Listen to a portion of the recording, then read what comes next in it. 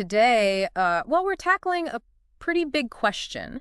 I think a question that a lot of us have probably thought about at some point. How to become the best at, well, anything. Yeah, it's ambitious. It is ambitious, but I think it's a worthy goal to strive for, right? Absolutely. And luckily, our listeners sent in a great place to start, a transcript of a Jim Rohn motivation video. Oh, fantastic. Yeah, he's known for, his really powerful talks on personal development and success. Right, and for our listener who's looking for those key takeaways without having to, wade through hours of content, we're going to pinpoint those actionable steps you can actually use. That's right. Think of this as your cheat sheet to becoming the best. Love it. That's Okay, so right off the bat, this transcript really dives into the importance of, get this, building a strong philosophy. You'll get interesting. Right. It might not be the first thing you think of, but it's presented as the foundation for everything else, like how you make decisions, what actions you take, even just your overall outlook on life. That's interesting because you wouldn't necessarily think of philosophy as like a practical tool, right? Right, exactly. Uh. But when you think about it, your beliefs really do shape everything you do. Your values, your principles, they inform all your choices. Absolutely. And the transcript makes this point that what you know, Yeah. and maybe even more importantly, what you don't know, has a huge impact. Oh, that's such a good point. Right. Those blind spots can really hold you back. They really can. And I think that ties into the idea of being a student, of constantly learning and questioning information, not just taking everything at face value. Absolutely. It's about critical thinking, weighing things, and deciding what really resonates with your understanding of the world. Right, and not getting bogged down in the unimportant stuff. And the transcript uses this interesting analogy of mental scales, learning to differentiate between what's truly a major issue and what's just a minor distraction. Oh, I like that, mental scales, because we all know how easy it is to get caught up in those minor things. Right? Oh, absolutely. And it steals our time and energy from the things that actually matter. It really does. And I think ultimately a strong philosophy is what enables you to make decisions from a place of, well, your own values and that long-term vision. Right. So it's not just about reacting to circumstances. It's about acting in accordance with what's most important to you. Exactly. And who really embodies this idea? Yeah. Albert Einstein. Okay. Yeah. Like his relentless curiosity and his willingness to challenge established scientific norms. That wasn't just, a personality quirk. Right. That came from this deep philosophical drive to understand the universe. And to challenge the status quo, which is really important. It is, and it's something we can all learn from, to always be questioning and seeking those aha moments. Absolutely. Yeah. Because those are the moments that lead to true breakthroughs, both personally and professionally. Okay, so moving on to the next key element, cultivating a winning attitude. Okay, this is huge. This is huge, and the transcript emphasizes that this isn't about being happy all the time. It's about having this positive, focused, and persistent mindset even, especially when things get tough. Right, because challenges are inevitable. They are, and it's about how you approach those challenges that really matters. Absolutely. So it's not about denying the negative, but it's about choosing to focus on solutions and possibilities. Exactly. And the transcript argues that this starts with your self-image, your beliefs about your own capabilities and self-worth. Because if you're constantly doubting yourself, it's going to be that much harder to maintain that positive attitude. Right. It's like an uphill battle. Exactly. And what's interesting is that self-esteem isn't presented as something you're just born with, but rather as something you develop. Oh, I love that. Through your thoughts, your actions, and your experiences. It's empowering. It is empowering because it means you have the power to shape your own self-perception. Absolutely. And this ties into another really important aspect of a winning attitude: managing your emotions effectively. Oh, that's huge. It is. It's not about suppressing your emotions, but about No. learning to guide them so they work for you. Right. It's like being the captain of your own emotional ship. Exactly. So that you can make decisions based on reason and not just react impulsively out of fear or frustration. Right. It's not about letting your emotions control you. And it's also about not letting your past experiences dictate your present or your future. Oh, that's so key. It is, because dwelling on past regrets or mistakes can be incredibly draining and keep you stuck. It's like carrying around baggage that weighs you down. Exactly. So the transcript emphasizes viewing those past experiences as opportunities for learning and growth. It's about reframing how you see the past. And equally important, maintaining a positive outlook on the future, Oh, absolutely. because that actually fuels your motivation in the present. It does. If you can envision success, you're much more likely to take those steps to get there. Right, you have to be able to see it to achieve it. And the transcript uses Oprah Winfrey as a great example of someone who maintained a positive attitude despite facing incredible adversity. She's such a powerful example of resilience and the power of choosing your mindset.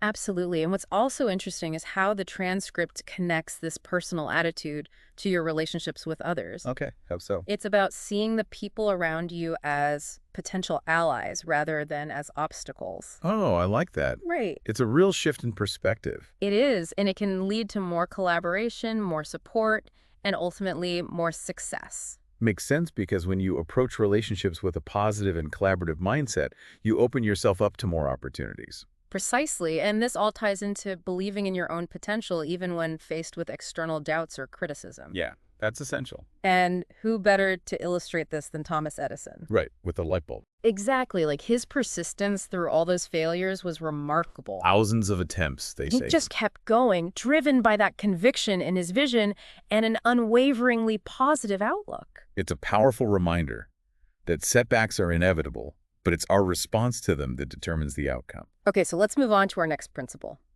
the power of consistent action. All right, let's talk about getting things done. This is where the rubber meets the road, and the transcript is very clear on this.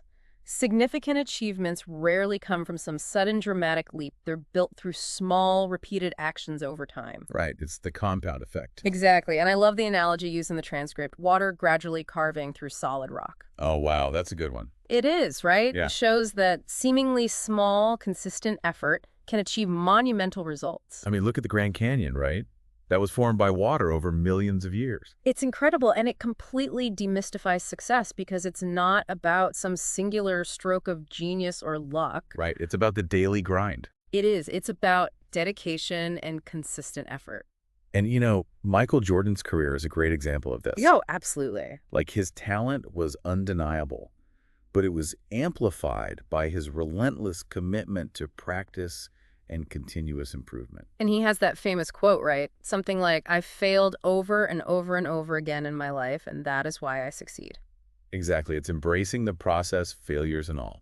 It is, and the transcript emphasizes the importance of establishing routines that align with your long-term goals. Oh, that's so smart. It is, because it makes those crucial tasks automatic habits. So you're not relying on motivation alone, which can be fickle, let's be honest. Oh, absolutely. We all have those days. We do. And a perfect example of this is J.K. Rowling and her dedication to writing the Harry Potter series. Oh, yeah. She faced a lot of challenges. She did. Personal hardship, tons of rejections, but she just kept writing. It's a testament to the power of perseverance and having that clear vision.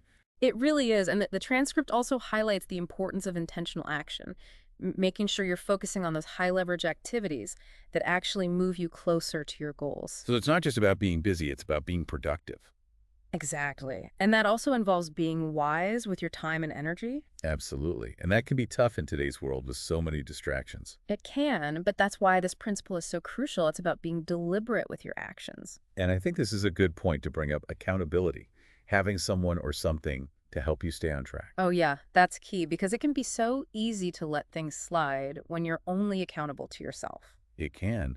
And the transcript also mentions resilience, that ability to keep going even when progress is slow or you hit roadblocks. Because those roadblocks are going to happen. They are. It's part of the journey. It is, and it's how you navigate those obstacles that really defines you. Absolutely. So having that resilience, that inner strength is essential. Okay, so speaking of obstacles, let's talk about learning from failures and setbacks. All right, because nobody likes to talk about failure. Nobody does, but it's such an important part of growth.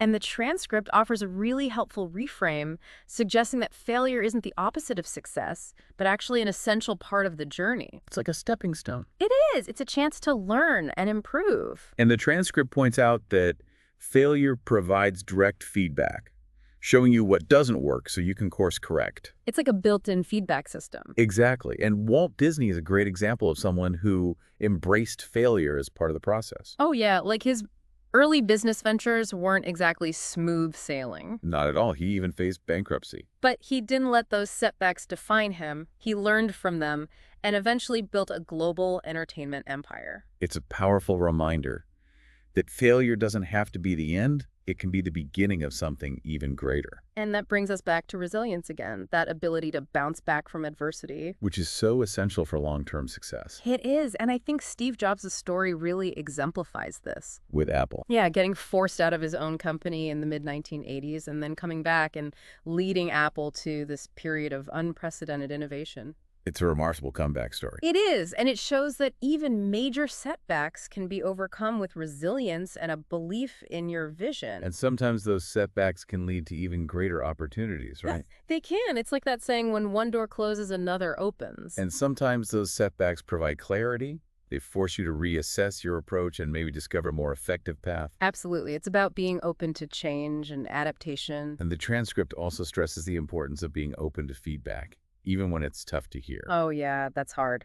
It is, but it's crucial for growth because it helps you identify blind spots and areas for improvement. Like Steven Spielberg, he got rejected from film school multiple times. Wow, really? Yeah, but instead of giving up, he used those rejections as fuel to hone his craft. And the rest is history. It is. So it's about choosing to see failure as a learning experience, not a personal attack. Right. It's about separating your identity from the outcome. And cultivating that growth mindset. Absolutely, Yeah. because that's what allows you to keep learning and evolving.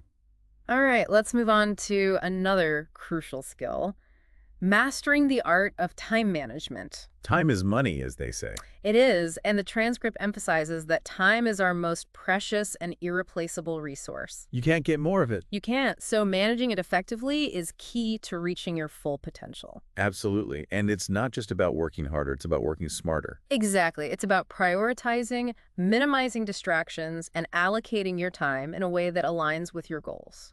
So it's about intentionality and focus. It is, and the transcript brings up some really interesting historical figures who exemplified this principle. Oh, like who? Well, Benjamin Franklin, for one, with his incredibly structured daily schedule. He's all about efficiency, right? He was, and he famously said, lost time is never found again. So true. And then you have Marie Curie balancing groundbreaking scientific research with the demands of family life. She was remarkable. She was a master of focus and prioritization. And don't forget, Barack Obama, managing the pressures of the presidency while still making time for family and exercise. Oh yeah, he's a great example of someone who had to be incredibly intentional with his time. He did, and the transcript also makes a crucial point about learning to say no. Oh, that's so hard for some people. It was, but it's essential for protecting your time and energy. Exactly, because every time you say yes to something, you're saying no to something else. And that something else might be more important in the long run. Right. It's about aligning your commitments with your priorities. And this brings us back to the idea of tracking and evaluating how you spend your time. Oh yeah, like Benjamin Franklin with his daily journal. Exactly. It's about self-reflection and accountability. Because it's so easy to feel busy without actually making progress on what matters most. It is. So taking the time to analyze where your time is going can be incredibly revealing. Okay, so our next to last point, building strong relationships and networking. All right, let's talk about people. Because success rarely happens in isolation, right? Rarely. And the transcript emphasizes that cultivating meaningful relationships is crucial. It's about building a strong support system, both personally and professionally. And effective networking is about more than just superficial connections. It's about building genuine, mutually beneficial relationships. Exactly. Relationships that provide support, open up opportunities, and foster growth. And the transcript highlights some diverse examples of this. Oh, like who? Well, you have Henry Ford and his strong relationships with leaders in the automotive industry. Right. He understood the importance of collaboration. He did, and he also recognized the value of his relationship with his workforce. Which is so important, especially for someone like him who is revolutionizing an entire industry. Absolutely. And then you have Richard Branson, known for his ability to connect with people from all walks of life. Oh yeah, he's a natural networker. He is.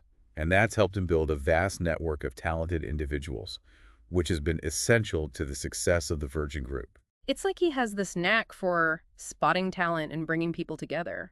He does. And he's also a big believer in learning by doing and not being afraid to fail. That's a great point. It's about embracing the journey and not letting fear hold you back. Absolutely. And then you have Maya Angelou, known for her deep personal and emotional connections. Oh yeah, she had a real gift for connecting with people on a heart level. She did. And that created this amazing support system of artists, writers, and activists who enriched her life and work. And the transcript highlights a really important principle here, offering genuine value to others in your network. It's not just about what you can get, it's about what you can give. Exactly. It's about reciprocity and mutual support. Because strong relationships are built on a foundation of mutual respect and a desire to help each other succeed. Okay, so our final point for today, living with purpose and vision. This is the big one. It is. It's about understanding the why behind your actions and having that driving force that propels you forward. It's about more than just achieving goals. It's about living a life of meaning and fulfillment. Exactly. And the transcript argues that a strong sense of purpose provides that deep sense of fulfillment. It does, because it connects you to something bigger than yourself. It does, and it fuels your motivation, your focus, and your resilience in the face of challenges. And the transcript brings up some incredible examples like Nelson Mandela. His story's so inspiring. It is. His unwavering vision for a free South Africa sustained him through decades of imprisonment.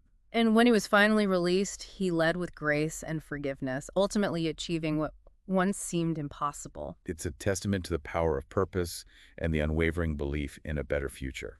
And then you have Leonardo da Vinci, a true Renaissance man. Driven by insatiable curiosity. He was, and his vision of human potential led him to excel in so many areas. Art, science, engineering, he did it all. He did, and then you have Steve Jobs and his vision for Apple to create revolutionary and accessible technology. He was so passionate about creating products that would change the world. He was, and he never wavered in his commitment to that vision, even through setbacks and challenges. His story shows that a clear vision can be a powerful driving force for innovation and success. And the transcript emphasizes that living with purpose makes those challenges meaningful stepping stones along your path. It's about seeing obstacles as opportunities for growth. Exactly. It's about embracing the journey and knowing that your efforts are contributing to something larger than yourself. And that can be incredibly motivating and fulfilling. It can, and it can also make those inevitable setbacks feel less daunting. Absolutely, because you know you're working towards something that truly matters. So as we wrap up this deep dive, remember that becoming the best at anything is a continuous journey. It's not about achieving some perfect end state. It's about progress, learning, persistence, and a commitment to always getting better. It's about pursuing your vision, embracing challenges, and constantly moving forward. And true success is built through those small daily actions that compound over time. So dream big, but be patient. And remember that becoming the best takes dedication, perseverance, and living with a clear sense of purpose. And as you take these principles to heart, consider this. What is the very first small but consistent action you can take today that aligns with your personal vision of excellence? Because that's where the journey begins. One step at a time. One step at a time,